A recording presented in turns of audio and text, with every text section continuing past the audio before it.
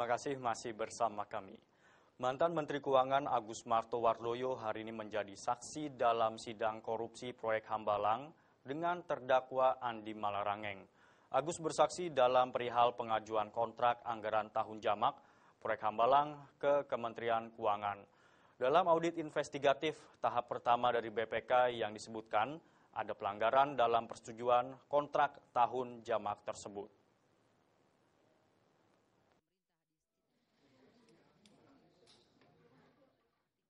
Pengadilan Tindak Pidana Korupsi Jakarta Senin siang kembali menggelar sidang lanjutan kasus korupsi proyek pembangunan pusat pendidikan dan pelatihan di Hambalang, Bogor, Jawa Barat dengan terdakwa Andi Malarangeng.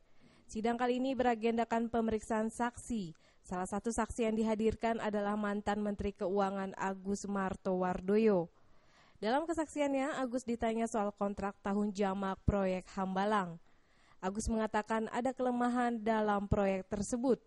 Di antaranya tak ditemukannya tanda tangan dari Sekretaris Umum Kemenpora, Menpora, dan tanda tangan Menteri Pekerjaan Umum, serta kurangnya dokumen yang wajib diadakan. Selain itu, Agus menyebut permohonan kontrak tahun jamak juga tidak mencantumkan kerangka acuan kerja, serta rencana ajuan biaya sebagaimana sebuah kontrak. Selama kami menjabat dari Mei, kami hanya sekali menerima nota terkait dengan Hambalang, yaitu ketika nota tanggal 29 November diajukan kepada kami. Selain Agus, saksi lain yang dihadirkan dalam persidangan, Menteri Pekerjaan Umum Joko Kirmanto, Wakil Menteri Keuangan Ani Ratnawati, dan mantan Sesmenpora Wahid Muharam. Sidang akan dilanjutkan pekan depan dengan agenda masih mendengarkan keterangan saksi. Dari Jakarta, Lisa Indah dan Hamjati melaporkan. Wakil Bupati Serang Ratu Tatut Hasanah hari ini menjalani pemeriksaan di KPK sebagai saksi untuk Tubagus Heri Wardana alias Wawan tersangka kasus dugaan tindak pidana pencucian uang. Dalam pemeriksaannya, Tatut membantah 2 mobil mewah yang disita KPK adalah milik Wawan.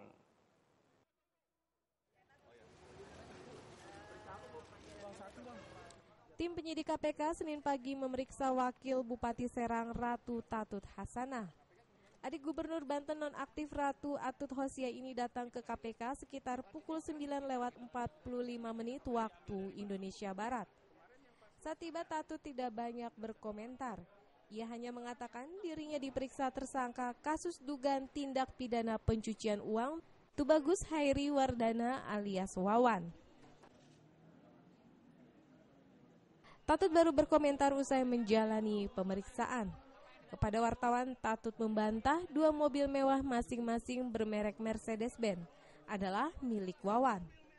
Menurut Tatut, dirinya membeli 2 mobil Mercedes tersebut, yang satu dibeli dari kakaknya Ratu Atut Hosia, sedangkan 1 Mercedes lagi beli dari leasing.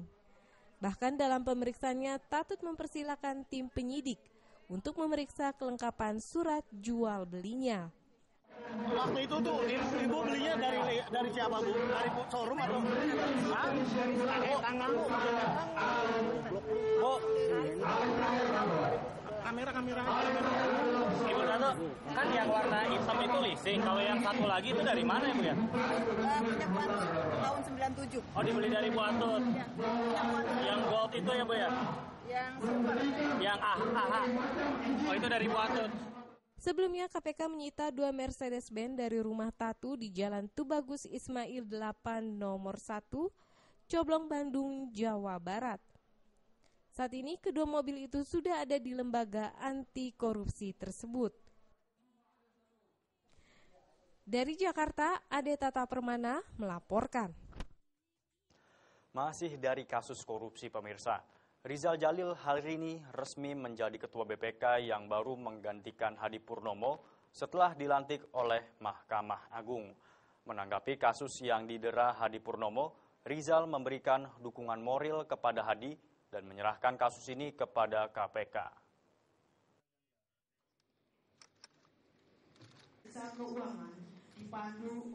Pelantikan Ketua Badan Pemeriksa Keuangan BPK yang baru, Rizal Jalil, menggantikan Hadi Purnomo yang telah pensiun, disaksikan langsung oleh Wakil Presiden Indonesia Budiono. Rizal yang dilantik oleh Ketua Mahkamah Agung M. Hatta Ali tanpa dihadiri oleh Ketua BPK yang lama Hadi Purnomo. Diduga Hadi tidak datang karena sedang tersangkut kasus dugaan suap permohonan pajak yang ditangani oleh KPK. Terkait mengenai proses hukum Hadi Purnomo, Rizal mengatakan hanya mendukung sebagai teman. Menurutnya, BPK juga menghargai Hadi Purnomo sebagai mantan ketua BPK, sehingga kemarin dirinya bersama teman BPK sempat menjenguk Hadi Purnomo. Rizal dan institusinya hanya dapat memberikan dukungan moral kepada Hadi Purnomo agar dapat menyelesaikan kasusnya itu. Untuk kasus Hadi, BPK telah menyerahkan proses hukumnya kepada KPK. Saya kira saya tidak ada komentar mengenai itu, karena ini sudah masuk proses hukum.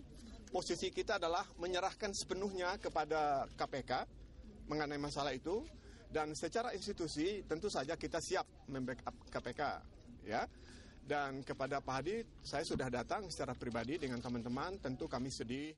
Rizal menambahkan sebagai ketua BPK yang baru akan melanjutkan pekerjaan di BPK yang belum selesai, seperti memeriksa kebijakan pemerintah mengenai program bantuan sosial Raskin.